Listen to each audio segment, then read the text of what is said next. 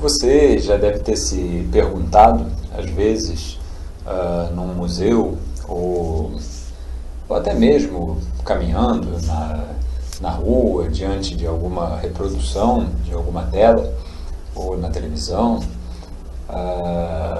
se determinado quadro foi pintado para ser visto de perto ou de longe, né?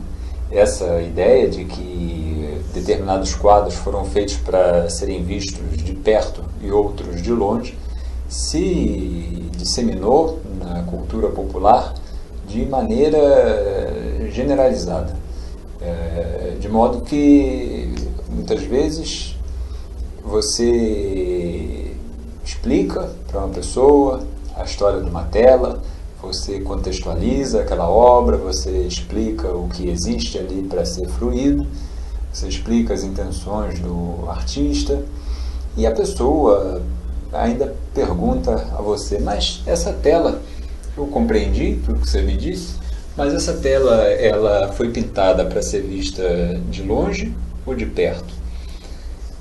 Bom, a resposta é a seguinte: toda tela foi pintada para ser vista tanto de longe quanto de perto.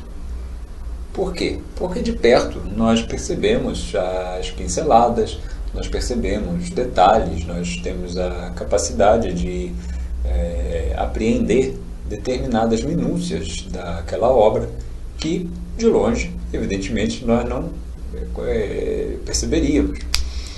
Mas a visão muito próxima impede que você veja a totalidade da obra. E de longe você tem a capacidade de articular as partes entre si e as partes com o todo.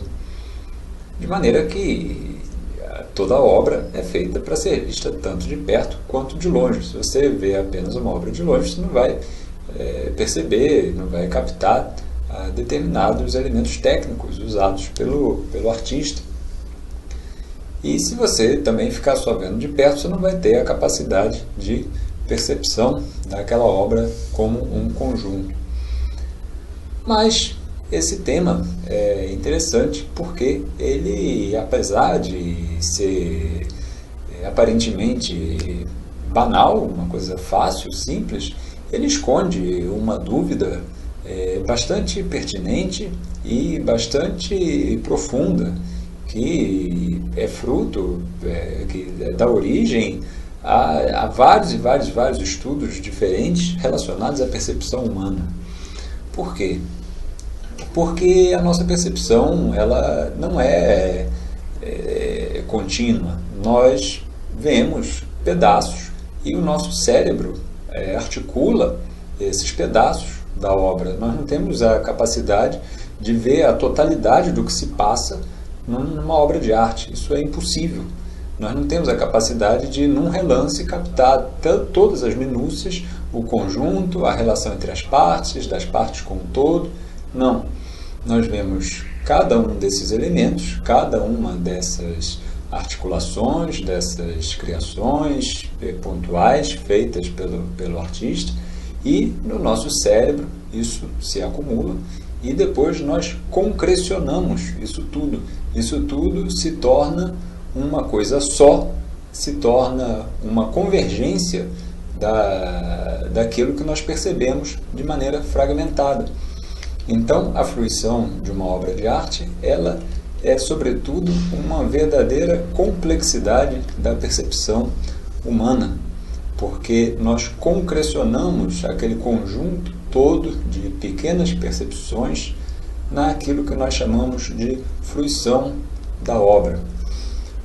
E, nesse sentido, a obra de arte foi feita para ser vista tanto de perto quanto de longe, quanto da meia distância, porque ela se realiza na nossa imaginação, na nossa criatividade, nas nossas evocações, no nosso testemunho, porque uma obra de arte fruída, ela é sobretudo um testemunho daquilo que nós, observadores, temos da nossa vida e que nós identificamos na obra, ou então aquilo que nós identificamos na obra como verdadeiro e que nós gostaríamos de incorporar à nossa vida.